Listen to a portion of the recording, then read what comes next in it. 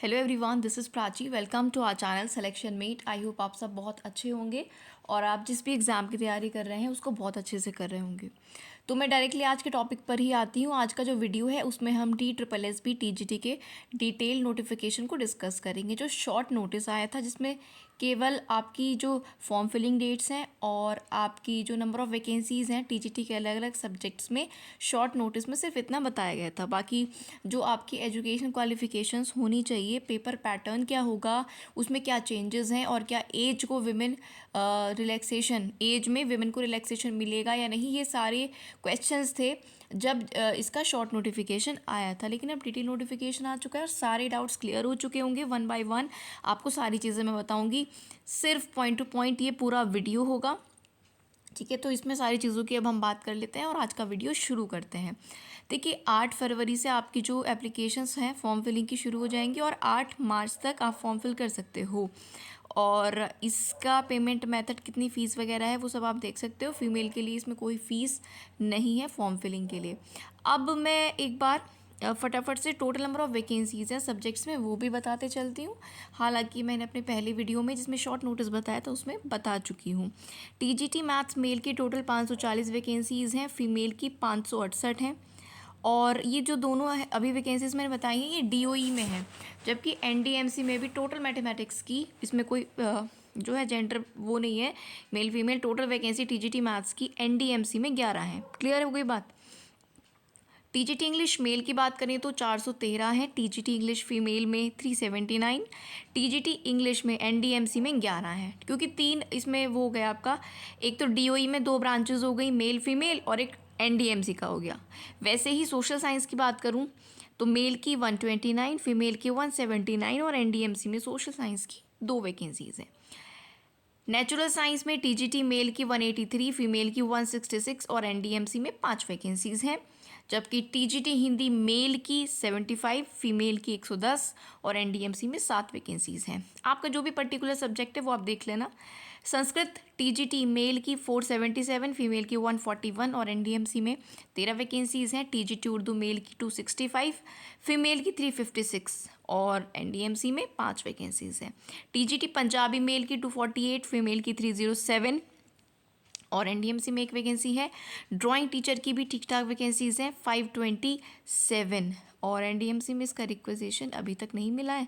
जैसे मिलेगा वो वैकेंसीज भी ऐड हो जाएंगी। तो टोटल जो है TGT की वैकेंसी हम अपने सामने देख पा रहे हैं, ये कितनी है आप यहाँ पर देख सकते हो। ये है 5118 वैकेंसीज़, लगभग 5000 वैकेंसीज़ हैं। फॉर्म फिलिंग डेट्स मैंने आपको बता दी हैं। अब सीधा चलते हैं क्वालिफ़िकेशन क्या मांगी हुई है इन पर्टिकुलर, ठीक है। क्वालिफ़िकेशन का सबसे ज़्यादा इशू रहता है, उसकी फटाफट से हम बात कर लेते हैं। तो अगर मैं यहाँ पर सबसे पहले आपसे बात करती हूँ TGT मैथ्स की, मेल और फीमेल की एक ही बार में पढ़ूंगी, ठीक है।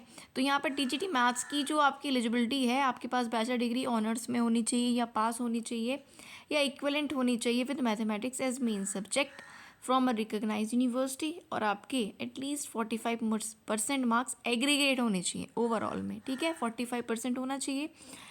इसमें देखो कुछ लोगों का क्या डाउट रहता है, अगर देखो मैथ्स आपने अगर 6 के 6 सेमेस्टर्स में पढ़ा है या फिर 3 सालों में पढ़ा है, वो इसके लिए एलिजिबल होते हैं जो मैथ्स ऑनर्स हो या PCM वाले हों, ठीक है, जिनके पास PCM होता है और जिनके पास आपका PCM में फिज़िक्स, मैथ्स और कंप्यूटर साइंस होता है और मैथ्स उनके सारी ईयर्स में होता है उनके पास, वो भी एलिजिबल होते हैं इस TGT मैथ्स की पोस्ट के लिए। कोई डाउट है तो और पर्सनल भी आप पूछ सकते हो कि अगर खासकर मैथ्स सब्जेक्ट से रिलेटेड, ठीक है, कि आप एलिजिबल हो या नहीं। अच्छा, 45% मार्क्स में भी रिलैक्सेशन है किन लोगों को, उन लोगों को जिन्होंने पोस्ट ग्रेजुएशन कर लिया है, पास हैं, ठीक है, कंप्लीट होना चाहिए। या फिर अगर आप SC/ST से हैं तो भी 45% लाना is not compulsory for you, अगर आप फिजिकल हैंडीकैप्ड हैं तो भी। पहली क्वालिफिकेशन हो गई आपका जो है ग्रेजुएशन। दूसरी क्वालिफिकेशन है B.Ed आपके पास होना चाहिए, कंप्लीट होना चाहिए। वर्किंग नॉलेज ऑफ हिंदी होनी चाहिए और CTET पेपर 2 क्वालिफाई होना चाहिए। 3 मेन क्वालिफिकेशन है, एक ग्रेजुएशन, एक B.Ed और एक CTET पेपर 2। ये बात आपको समझ में आ गई। यहाँ पर लिखा है कि जो असिस्टेंट टीचर्स हैं, ठीक है, MCMD या DOE से और लैब असिस्टेंट है, shall not be required to have receive 45% marks in bachelors. अगर कोई असिस्टेंट टीचर है फिलहाल में MCD या DOE में ये लैब असिस्टेंट है तो उसको भी 45% मार्क्स नहीं चाहिए। अब एज लिमिट की बात कर लेते हैं। एज लिमिट है मैक्सिमम 32 साल, और अगर फीमेल हो आप तो आप 40 की एज तक, 40 साल तक फॉर्म फिल कर सकते हो। ठीक है, ये बात क्लियर हो गई होगी आई होप आपको अच्छे से। और बाकी एज मैंने बता दिया है। ग्रुप बी की ये पोस्ट है, पे लेवल 7 इसमें होता है, ये आप देख सकते हो और आपको ये पता भी होगा। फीमेल में भी सेम क्वालिफिकेशन है क्योंकि मैथ एक ही सब्जेक्ट है आपका, और फीमेल के लिए 40 साल का एज, मतलब 40 की एज तक फॉर्म फिल कर सकते हैं। देखते हैं क्या एनडीएमसी में कोई और क्राइटेरिया है या फिर यही क्राइटेरिया है। तो एनडीएमसी में भी आपका जो है सेम क्राइटेरिया है। ठीक है, एनडीएमसी में यहाँ पर एक बार फिर से इसको देख लेते हैं। तो एनडीएमसी का जो मैथ्स का वैकेंसी है, ठीक है, देख लेते हैं। टीजीटी मैथ्स बैचलर डिग्री आपके पास होना चाहिए एटलीस्ट 45% मार्क्स। अच्छा, एनडीएमसी में क्या लिखा है, डीओई में क्या लिखा है, ओवरऑल आपके 45% होने चाहिए। यहाँ पर लिखा है in 2 school subjects of which mathematics should have been at the elective level. ठीक, अब यहाँ पर आपका वही है कि अगर ये नहीं है, ये रिलैक्सेशन मिलेगा आपको SC/ST के केस में, आपका पोस्ट ग्रेजुएशन है उस केस में, फिजिकली हैंडीकैप्ड है उस केस में। दूसरा आपके पास होना चाहिए बीएड और वर्किंग नॉलेज ऑफ हिंदी होनी चाहिए। ठीक है, यहाँ पर लिखा है कि वही जो असिस्टेंट टीचर्स और लैब असिस्टेंट्स हैं एनडीएमसी में, उनको सिर्फ एनडीएमसी में वाले में सिर्फ एनडीएमसी वालों को 45% मार्क्स का जो रिलैक्सेशन है वो नहीं, वो ज़रूरी नहीं है 45% होना। यहाँ पर लिखा है qualifying CTET is compulsory for appointment as a teacher for class 1 to 5 and class 6 to 8। तो वही आपका जो सीटेट है वो आपका क्वालिफाई होना कंपलसरी है, यहाँ पर मेंशन है क्लियरली। बाकी सारी चीज़ें वही हैं। अब आ जाते हैं इंग्लिश का, जो यहाँ पर क्या आपकी क्वालिफिकेशंस मांगी हैं। बैचलर डिग्री आपके पास होनी चाहिए English as a main subject, 45% marks aggregate होने चाहिए, और उसमें भी रिलैक्सेशन है इन तीनों कैटेगरीज में जिन्होंने मैंने अभी बताया है। बीएड होना चाहिए, सीटेट पेपर 2 क्वालिफाई होना चाहिए, age relaxation up to 40 years है ओनली फॉर फीमेल कैटेगरी। और जो आपकी कैटेगरीज होती हैं CST OBC उनके लिए तो होता ही है एज रिलैक्सेशन। ठीक है, यहाँ पर इंग्लिश की हम बात कर चुके हैं, यही क्वालिफिकेशन है सभी के लिए। ठीक है, इंग्लिश के बाद आ जाते हैं सोशल साइंस पर। तो यहाँ पर बैचलर डिग्री आपके पास सोशल साइंस होनी चाहिए एज मेन सब्जेक्ट, और मेन सब्जेक्ट्स में क्या है वो भी यहाँ पर क्लियरली मेंशन है। मेन सब्जेक्ट्स में सोशल साइंस में आपका हिस्ट्री हो सकता है, पॉलिटिकल साइंस हो सकता है, इकोनॉमिक्स हो सकता है, बिजनेस स्टडीज़ हो सकता है, सोशोलॉजी हो सकता है, ज्योग्राफी या साइकोलॉजी हो सकता है। इनमें से जो भी मेन सब्जेक्ट्स आपके रहे हों, ठीक है, ग्रेजुएशन लेवल पर। बाकी 45% मार्क्स होना चाहिए ग्रेजुएशन में, और रिलैक्सेशन किनको मिलेगा, जिनका पीजी है, SC/ST है या फिजिकल हैंडीकैप्ड है। दूसरा बीएड होना चाहिए, और तीसरा सीटेट क्वालिफाई होना चाहिए पेपर 2। बढ़ते हैं अब सोशल साइंस के बाद अगले सब्जेक्ट पर। अगला सब्जेक्ट जो है आपका that is natural science. Natural science में आपके पास बैचलर डिग्री होनी चाहिए ग्रेजुएशन में, मेन सब्जेक्ट में। ठीक है, साइंस में natural science as a main subject, और 45% मार्क्स एग्रीगेट। अब मेन सब्जेक्ट में क्या, तो मेन सब्जेक्ट में आपके पास क्या हो सकता है, नेचुरल साइंस या फिजिकल साइंस हो सकता है। तो टीजीटी नेचुरल साइंस या physical science shall be physics, chemistry, biology, botany and zoology, इनमें से। ठीक है, ये आपके पास सब्जेक्ट अगर इनमें से हैं क्या, physics, chemistry, biology, botany and zoology, तो इनमें आप क्या कर सकते हो, इसके लिए फॉर्म फिल कर सकते हो नेचुरल साइंस के लिए। इसके बाद सेम क्वालिफिकेशन है, बीएड होना चाहिए, और आपके पास सीटेट पेपर 2 क्वालिफाई होना चाहिए। अगर मैं बात करती हूँ यहाँ पर आगे चल के, ये सेम क्वालिफिकेशन है। ठीक है, फीमेल का आ गया, एनडीएमसी का आ गया। इसके बाद नेक्स्ट आपकी जो आती है दैट इज़ हिंदी। हिंदी में देखो, हिंदी में क्या क्या क्वालिफिकेशन है, ध्यान से सुनिएगा। बीए ऑनर्स हिंदी में अगर है, या बीए विद हिंदी है, 45% मार्क्स एग्रीगेट होना चाहिए इन विद 1 एडिशनल लैंग्वेज। ठीक है, एक एडिशनल लैंग्वेज हो इसके अलावा, या फिर 1 स्कूल सब्जेक्ट हो डिग्री लेवल पर, यानी कि ग्रेजुएशन में, या तो कोई स्कूल सब्जेक्ट हो हिंदी के अलावा, या फिर कोई एक और लैंग्वेज हो, या फिर equivalent oriental degree in Hindi from recognize at least 45%, कोई इक्वलेंट डिग्री हो, ठीक है, हिंदी के ही, या फिर for appointment as Hindi teachers only, Sahitya Ratna of Hindi साहित्य सम्मेलन प्रयाग हैविंग, आपके पास ये हो, जो यहाँ पर मेंशन है साहित्य रत्न, 45% मार्क एग्रीगेट में with English in matriculation, 10th level पर इंग्लिश होनी चाहिए। ये 3 क्वालिफिकेशंस हैं।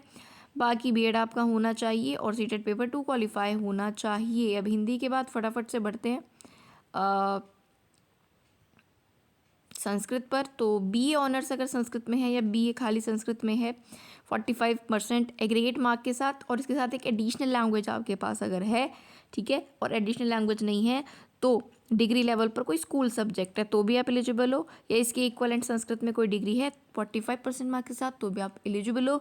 और 45% में भी रिलैक्सेशन कम मिलेगा अगर आप SC/ST हो या फिजिकली हैंडीकैप्ड हो या जिनका पोस्ट ग्रेजुएशन संस्कृत में है उन लोगों के लिए। दूसरा आपका बीएड होना कंपलसरी है, और तीसरा सीटेट पेपर 2 क्वालिफाई होना ज़रूरी है। फीमेल के केस में आपको ये रिलैक्सेशन मिल रहा है अप टू 40 यूज़। ठीक है, ये बात हो गई। मैं थोड़ा जल्दी ही चल रही हूँ बिकॉज मोस्टली चीज़ें आप लोग जानते हो, इसलिए ज़्यादा टाइम वेस्ट ना हो इसलिए। अगर बात करूँ मैं उर्दू की, तो उर्दू में आपके पास बीए ऑनर्स इन उर्दू हो या फिर नॉर्मल बीए विद उर्दू हो 45% एग्रीगेट मार्क्स के साथ, साथ में एक एडिशनल लैंग्वेज भी हो। जो ये लैंग्वेज वाले सब्जेक्ट्स हैं इनमें एडिशनल लैंग्वेज भी ये मांग रहा है, या एडिशनल नहीं है तो जो आपके पास स्कूल सब्जेक्ट था, ठीक है, स्कूल लेवल पर वो डिग्री में आपका कोई सब्जेक्ट हो। साथ ही साथ बीएड आपका और सीटेट पेपर 2 क्वालिफाई होना चाहिए। यहाँ पर क्लियरली मेंशन है should qualify CTET from CBSE। तो उर्दू की बात यहाँ पर हमारी हो चुकी है, ठीक ठाक वैकेंसी है उर्दू की भी, क्योंकि स्टूडेंट्स कम होते हैं और हर बार फिल नहीं हो पाती हैं तो वो बढ़ जाती हैं। पंजाबी में अगर बात करूँ TGT पंजाबी की, तो BA ऑनर्स इन पंजाबी हो या BA विद पंजाबी हो with 45% marks plus win 1 additional language, ठीक है, या फिर इक्विवेलेंट डिग्री हो पंजाबी में। साथ ही साथ बीएड और सीटेट पेपर 2 क्वालिफाई होना कंपलसरी है। अब आगे आ जाते हैं हम पंजाबी के बाद ड्राइंग टीचर पर, और ड्राइंग टीचर की वैकेंसी DOE में जो है इसके लिए आपको 5 इयर्स डिप्लोमा अगर ड्राइंग है तो भी एलिजिबल हो, पेंटिंग में है तो भी एलिजिबल हो, स्कल्पचर में है, ग्राफिक आर्ट में है, किसी भी जो है रिकॉग्नाइज यूनिवर्सिटी से तो एलिजिबल है, और या फिर मास्टर डिग्री ड्राइंग या पेंटिंग में है तो भी आप एलिजिबल हो, फाइन आर्ट्स में है तो भी एलिजिबल हो। अगर आपके पास बैचलर डिग्री इन ड्राइंग है या पेंटिंग या फाइन आर्ट्स में है plus 2 year full time diploma है पेंटिंग में, समझ रहे हो, या तो बैचलर डिग्री इन ड्राइंग है या पेंटिंग में है या फाइन आर्ट्स में है, और साथ साथ 2 ईयर 7 साल का फुल टाइम डिप्लोमा है पेंटिंग में या फाइन आर्ट में, ठीक है, तो भी आप एलिजिबल हो। Studied Hindi as a subject up to 12th level या 10th लेवल, ये कंपलसरी नहीं है, सिर्फ डिज़ायरेबल है, ठीक है। अच्छा, ड्राइंग टीचर के लिए 30 साल ही मैक्सिमम एज है, ये आप यहाँ पर देख सकते हो, ठीक है। और आगे अगर हम बात करें तो ये सारी चीज़ें हो चुकी हैं। अब मैं आपको बता देती हूँ जो जनरल आपका एज वाला होता है, ठीक है। तो यहाँ पर देखिएगा एज रिलैक्सेशन, बाकी कैटेगरीज के लिए बात कर लेते हैं। ड्राइंग टीचर में कोई एज रिलैक्सेशन मेंशन नहीं है, 30 साल मैक्सिमम एज है, और वीमेन के लिए अप टू 40 ईयर्स आप फिल कर सकते हो ड्राइंग टीचर के अलावा बाकी सारी पोस्ट में। SC/ST के लिए 5 साल का रिलैक्सेशन है, OBC के लिए 3 साल का, PWD और साथ साथ आप UR या EWS से हैं तो 10 साल का, PWBD के साथ साथ SC/ST हैं तो 15 साल का, और PWBD के साथ अगर OBC हैं तो 13 साल का। एज रिलैक्सेशन है डिपार्टमेंटल कैंडिडेट्स के लिए भी 5 साल का।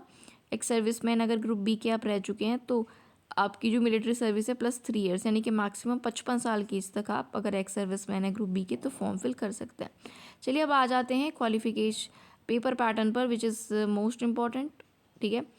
तो यहाँ पर आपका क्या होगा, 1 ईयर एग्ज़ाम होगा TGT और ड्राइंग टीचर दोनों के लिए। अब यहाँ पर पेपर पैटर्न की बढ़िया से बात कर लेते हैं जो कि सबसे इम्पॉर्टेंट होता है। तो जो फर्स्ट पार्ट है आपका, आपको पता है आपकी टोटल पेपर 2 घंटे का होता है, 200 मार्क्स का होता है, 1/4 की नेगेटिव मार्किंग होती है 0.25 की, ठीक है। 2 सेक्शंस होते हैं TGT में 2 सेक्शन होते हैं, सेक्शन ए और सेक्शन बी। सेक्शन बी में आपका सब्जेक्ट पूछा जाता है 100 नंबर का, और सेक्शन ए में 100 नंबर का जनरल पार्ट पूछा जाता है, जिसमें 20 नंबर की जनरल अवेयरनेस, 20 की रीजनिंग, 20 का जनरल मैथ, 20 की हिंदी और 20 की इंग्लिश, ये पूछे जाते हैं। तो 20 पंचे 100 नंबर का आपका ये पहला पार्ट होता है, 20 नंबर एक सब्जेक्ट के होते हैं। ध्यान से सुन लो, पहले अब तक की वैकेंसीज में क्या होता था, अब तक ये नई चीज़ यहाँ पर आई है, ध्यान से सुन लेना।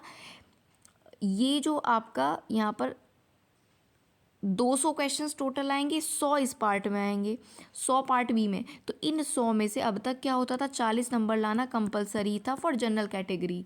फिर ओबीसी के लिए 35%, वो रिलैक्सेशन पर आ जाता है, लेकिन जनरल क्राइटेरिया बता रही हूँ। 100 में से जनरल पार्ट में 40 नंबर लाना कंपलसरी होता था, अदरवाइज आप क्वालिफाई नहीं होते थे, भले ही आप पार्ट बी में 60 या 70 नंबर ले आओ। लेकिन अब पार्ट 1 से ये क्राइटेरिया हटा दिया गया है, केवल पार्ट 1 से हटा है, पार्ट 2 से या सेक्शन बी से नहीं हटा है। सब्जेक्ट में अब ये हो गया आपका जनरल पार्ट 100, इसमें से 40% नंबर लाना कंपलसरी अब नहीं है, कितने भी आ जाएं। दूसरा जो है सेक्शन बी, जिसमें आपका सब्जेक्ट आएगा 100 नंबर का, उसमें 40% मार्क्स लाना जनरल कैटेगरी को ज़रूरी है। फिर फर्दर कैटेगरीज के लिए भी अभी मैं बताऊंगी। तो जो क्या होता था, पार्ट ए में भी आपको 40% लेना ज़रूरी होता था, पार्ट बी में भी ज़रूरी होता था, लेकिन अब पार्ट ए में ज़रूरी नहीं है, कितने भी ले आओ, चाहे 10 नंबर ले आओ, लेकिन पार्ट बी में 40% लाना ज़रूरी है। 100 नंबर में से 40 लाना कंपलसरी है फॉर जनरल कैटेगरी। लेकिन जो मेरिट ओवरऑल बनेगी वो टोटल 200 नंबर में से ही बनेगी, पार्ट ए के भी और पार्ट बी के भी। और बिना पार्ट ए में अच्छे मार्क्स लाए आप मेरिट में नहीं आ सकते DSSB के एग्ज़ाम में। ऐसा क्यों? ऐसा इसलिए है क्योंकि पार्ट बी जो सब्जेक्ट है उसका ये सिलेबस नहीं बताता है। DSSB कहीं से भी पेपर आ जाता है, कुछ भी आ जाता है, और बता भी दिया तो बहुत अच्छे लेवल के क्वेश्चन पूछता है। ठीक है, ग्रेजुएशन तो कभी कभी पोस्ट ग्रेजुएशन तक लेवल के क्वेश्चन पूछ लेता है TGT में। ठीक है, अपने एक्सपीरियंस से और एनालिसिस से ही मैं आपको ये बात बता रही हूँ।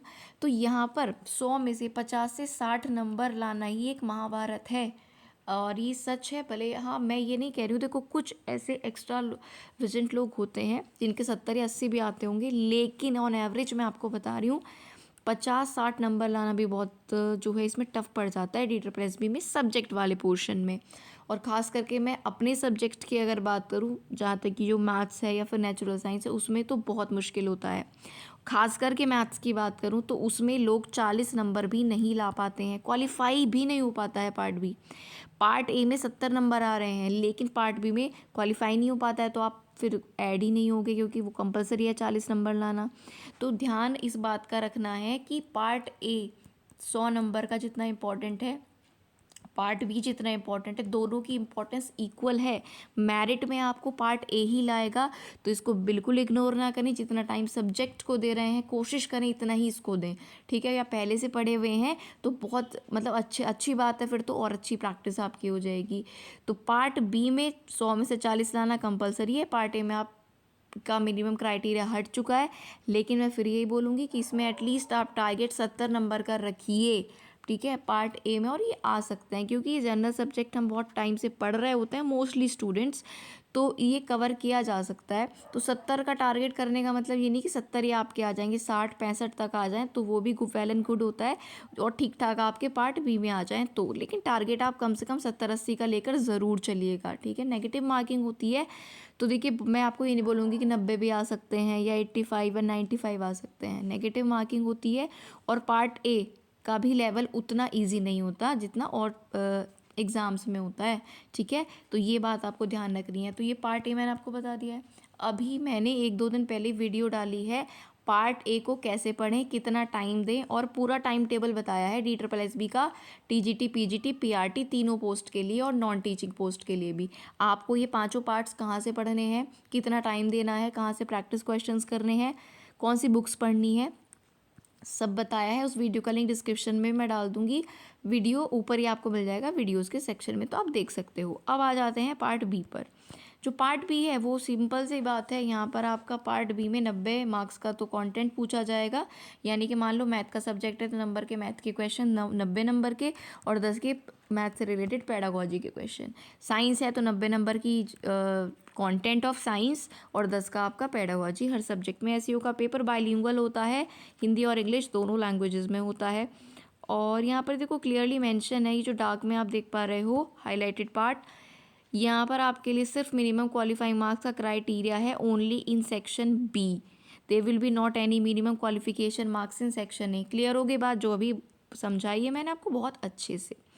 अब लोग पूछते हैं कि, अब मेन बात आ जाती है कि आपने मैम जनरल के लिए तो बता दिया कि पार्ट बी में 40% नाम मार्क्स लाना कंपलसरी है, ओबीसी के लिए बताइए। ओबीसी सिर्फ वही काउंट होते हैं जो दिल्ली के हैं। ठीक है, अगर आप यूपी में ओबीसी हैं, आप जनरली काउंट होगे दिल्ली में, ये बात याद रखना।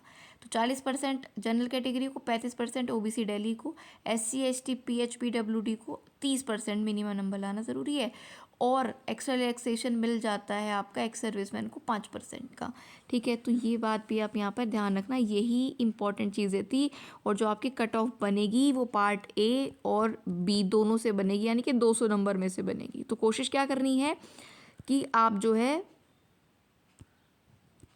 अगर आपको ये पूरा नोटिफिकेशन चाहिए तो डिस्क्रिप्शन में मेरे टेलीग्राम चैनल का लिंक है, वहाँ पर जाना, कंप्लीट नोटिफिकेशन आपको मिल जाएगा।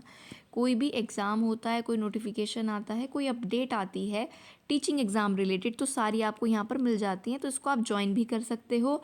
ठीक है, और हमारे जो ये यूट्यूब चैनल है, यहाँ पर भी आपको टीचिंग एग्ज़ाम रिलेटेड तैयारी करवाई जाती है, कम समय में बहुत अच्छा कंटेंट दिया जाता है और आपको गाइड भी किया जाता है। जिन चीज़ों का मुझे एक्सपीरियंस है या मैंने एनालिसिस किया है, उन्हीं के बारे में मैं आपको बताती हूँ। ये नहीं कि जिसका मुझे नॉलेज नहीं है मैं आपको वो बताती रहूँ, ऐसा नहीं है। तो यहाँ पर टीचिंग एग्ज़ाम रिलेटेड ही आपको प्रिपरेशन या अपडेट्स दी जाती हैं और तैयारी कराई जाती है। अब मैं आपको एक छोटी सी बात जो मैंने अभी बताई है, तो अगर पार्ट 1 की तैयारी का आपको चीज़ें देखनी है तो वीडियो ऊपर ही आ जाएगा, चैनल पर जाकर आप देख सकते हो।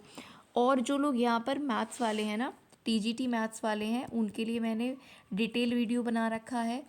ठीक है, कौन से टॉपिक से क्वेश्चंस आते हैं, कौन सा सब्जेक्ट, मतलब 9th 10th 11th 12th क्या ज़्यादा आपको पढ़ना है, क्या कैसे पढ़ना है, बैच लेना है नहीं लेना है, सारी चीज़ें। ठीक है, detail video TGT DSSB TGT maths वालों के लिए मैंने बनाई हुई है, और वो जाकर देख सकते हो कि आपको कैसे प्रिपरेशन करनी है। इसके अलावा अगर आपका कोई डाउट रह जाता है, कोई भी डाउट किसी भी सब्जेक्ट से रिलेटेड, आप कमेंट बॉक्स में पूछ सकते हो। साथ ही साथ डिस्क्रिप्शन में टेलीग्राम चैनल का लिंक है, जहाँ पर आपको ये पूरा नोटिफिकेशन भी मिल जाएगा, वहाँ पर भी पूछ सकते हो आपके जो भी डाउट्स हैं। तो इस वीडियो में मैं इतना ही रखूँगी। अब आप अगर क्वालिफाई हो, पेपर पैटर्न को देखिए, पार्ट A का जो सिलेबस है उसको डाउनलोड करिए। पार्ट A का पूरा सिलेबस जो DSSB है वो देता है। और पार्ट B में आपको क्या पढ़ना है, बेसिकली अगर आपको मैं मोटा मोटा बताऊं तो 9th से लेकर और ग्रेजुएशन तक का आपका जो भी सब्जेक्ट है, अगर आपको कहीं मार नहीं खानी है ना कि एग्ज़ाम में जाकर क्या हो गया, 2 का मिल गया, पढ़ा हुआ आया नहीं, अगर ये सब चीज़ें से बचना है इन सब चीज़ों से, तो आप किसी भी सब्जेक्ट के हो 9th क्लास से लेकर ग्रेजुएशन तक का अच्छे से पढ़िए। ग्रेजुएशन में कुछ सेलेक्टेड टॉपिक्स पढ़िए, ये नहीं कि सारा ग्रेजुएशन पढ़ना है। और फोकस मेन आपका 11th 12th पर होना चाहिए। इतना ही बोलूँगी एंड में।